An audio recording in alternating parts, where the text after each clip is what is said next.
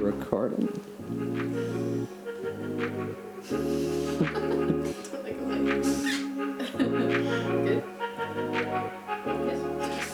Hi tribes, hope you guys are having a great time together. I am joined with Stu and with Andy, and we're having a conversation in and around what we've been journeying on Sunday mornings around what is the church. And this time around, we'd love to spend some time talking about generosity. I'm sure you guys will be able to recite what we say every Sunday, that we're most like God whenever we're generous with our time, with our resources, and with our finances. And I guess first question, just really practically, what do we mean by that? I think the world is desperate to hear an answer to the question, does God exist? Is there anything good in the universe beyond us? Are we on our own? And I think one of the most compelling examples of the existence of God in people is when they live generous lives beyond themselves. Because our conviction is that God is the most generous being in the entire universe. And like we were talking about last Tribe Night, in this journey of becoming like Jesus, if we are being successful at growing in our Christ-likeness, it is entirely predictable that we will be growing in our generosity, that we will live open-handed, that our addiction to security, particularly financial security, would be delivered through generous acts. And I think particularly in Western culture, this is it's a huge deal for us as people, where we say our hope is in Jesus, but actually our hope is in our bank balance, in that our stress levels are completely connected to our financial security, or the things we long for, what do we daydream about, what would change our lives the most is not an increase in our awareness of the presence of Jesus, it's an increase in our financial freedom. And I fully understand, as well as anybody, that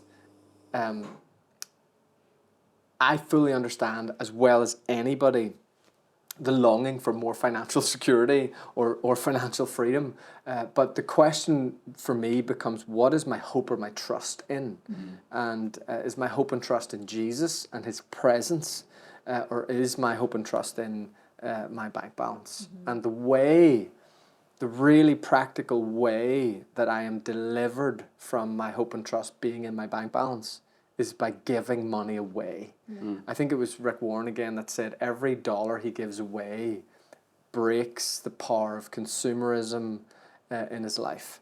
And I think that for me is one of the reasons why, for us in this context, as in Northern Ireland in 2023, it's one of the reasons why generosity is such an important part of life in Christ, financial generosity. I mean, because it tells people that there is something going on in their lives that doesn't quite make sense.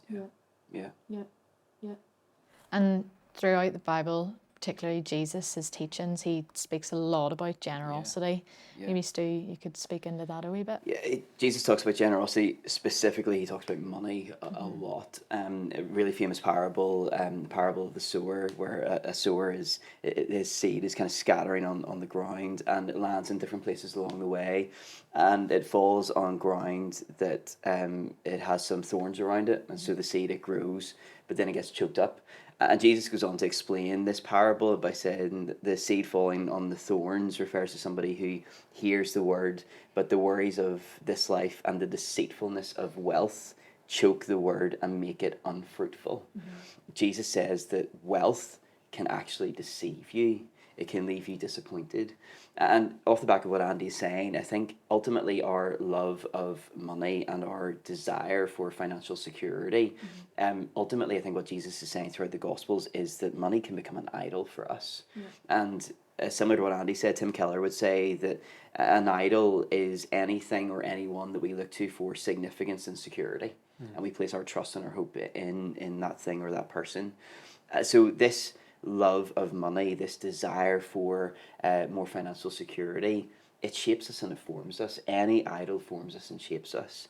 And so we've got to be really careful whenever it comes to the conversation about money.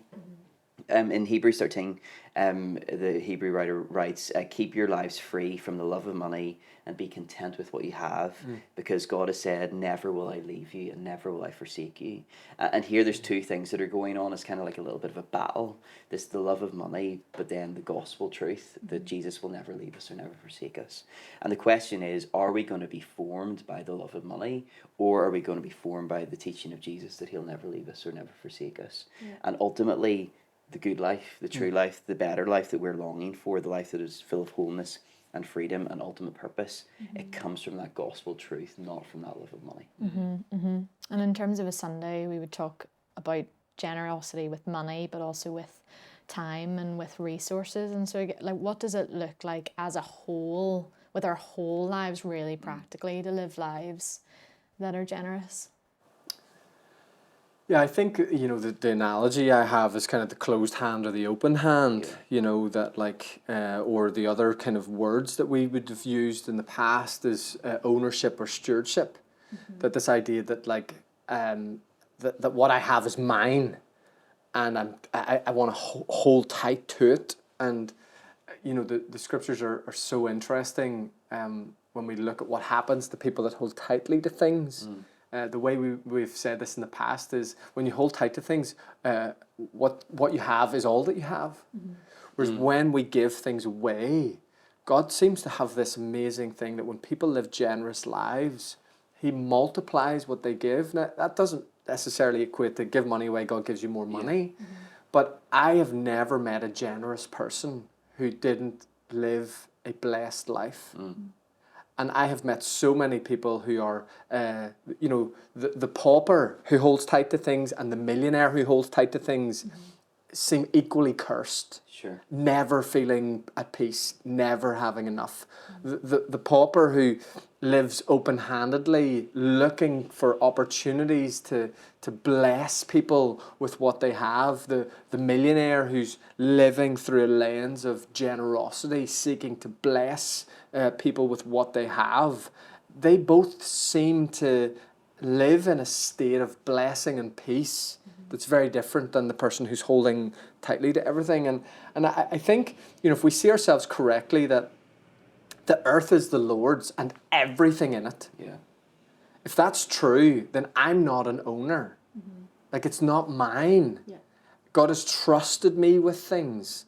And it's my responsibility before him to invest what he has given me into the things that he's doing around the world, his mission. He is at work. So my obligation, responsibility is to invest what he has given me in what he's doing in the world. And that requires courage and generosity. And so that looks like financial habits, that looks like time priorities, that looks like, someone comes into the house and they have no food, or fill in the blank. It's that living with, or the Jesuit kind of idea of living with your foot raised, like ready at all times to respond. Paul writes to the Corinthians about these heroes in a place called Macedonia.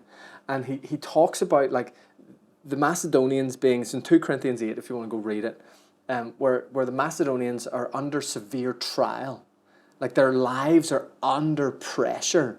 And Paul writes about the grace that God gave them that overflowed into their generosity. And, when we teach on generosity in church, we talk about these 3 levels or layers of generosity. The first level, level 1 of giving financially, is when we give towards need. And the whole world does that. There's a famine somewhere and we respond to a campaign because there's a need there. Or you walk past someone in the street and they're in dire situation and we give towards need. There's nothing whatsoever about the work of God in our lives that we respond to need. That's just, I think, being a good human. The second level of generosity that we see sometimes is when we give towards vision. Someone paints a picture of something that doesn't exist that they want to make happen, and it captures us and we think, gosh, I want to invest in that. And you'll have heard it said around church sometimes that money follows vision. And that's true too. It's but it's true inside the church and outside the church. There's nothing unique. There's no evidence of the presence of Jesus in someone's life when they give towards vision. That happens all over the world. Venture capitalists are at it all the time. But that little passage in 2 Corinthians 8, where Paul talks about the grace at work in the Macedonians, is what I think our standard of generosity should be in the church. That money follows vision, but it flows from grace. That our generosity is in response to the grace of God in our lives. And if we want more grace, become more generous. But also the more generous we become, the more grace we get. And there's this dance between generosity and grace. And certainly if you feel like you're under pressure, financially especially, I would always encourage people to find a way to be generous, because it puts our hope and our trust in the right place, and it opens us up to the tangible, experienced grace of God that enables us to say we are most like Him when we're being generous. We're going to hand over to your tribe leaders that are going to guide you in some conversation. Hopefully this has been helpful and will be a catalyst for you guys as you spend some time talking about generosity, and we'll see you guys soon.